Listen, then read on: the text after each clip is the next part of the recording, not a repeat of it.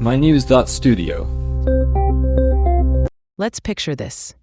Gorongosa Park in Mozambique, once marked by landmines and silence, now alive with herds of wild animals.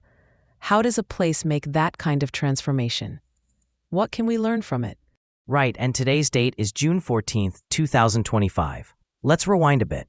Gorongosa National Park was nearly destroyed during Mozambique's civil war. By the mid-1990s, aerial surveys showed only about 7,000 animals left. That's 95% fewer large mammals than before. Those numbers are hard to take in.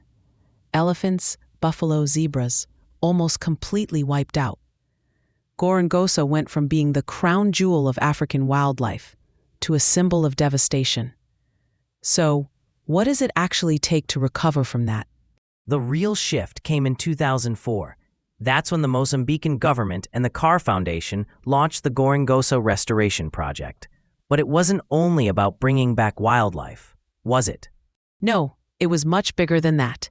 They reintroduced species, carnivores and herbivores, to restore the ecosystem. But they also worked with local people, training anti-poaching ranger teams, many from nearby communities, plus investing in education and healthcare. Why focus so much on communities, though? Because when communities near the park benefit, they care about its future. Community rangers weren't just enforcing rules, they were protecting their own livelihoods. And those anti-poaching patrols made a real difference. Illegal hunting dropped fast. Something else often missed: landmines. The project had teams clearing explosives from key habitats. That made it safe for both animals and park staff to move around. How many conservation projects have to deal with that? Very few, and it worked. By 2022, the park's animal population had climbed above 100,000 large mammals. These are confirmed counts. The 2024 tally was 110,513, with record numbers of elephants, buffalo, and antelope.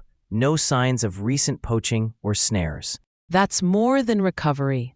It's a complete transformation. The project even earned the BBVA Foundation Worldwide Award for Biodiversity Conservation this year. But I wonder, is Gorongosa just a one-off story, or is there a lesson here for others? It sets an example.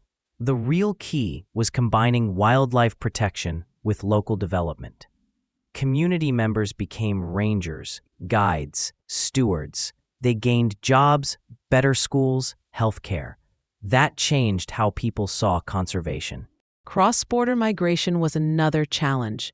Setting up corridors so animals could move safely across national lines took cooperation. Neighboring countries had to coordinate laws and build trust. Was that process straightforward? Not at all, but it was necessary. Without that kind of cooperation, migration corridors just don't work. And it matters for other regions facing similar challenges, especially post-conflict. If Mozambique managed this, are there any places too damaged to restore? That's the heart of it. Protected areas can recover from even the worst losses if management is strong and communities are involved. Gorongosa shows that nature rebounds when given the chance, and people are at the center of that recovery. With biodiversity loss accelerating everywhere, it makes sense to look at Gorongosa as a model. It brings together science, security, and local partnerships. The lessons reach far beyond Mozambique. What's happened in Mozambique isn't just good news for one country. It's a guide for others. Thanks for listening to this story of recovery and resilience. And thank you for joining us. Today's episode was powered by mynews.studio. You can try it now for free.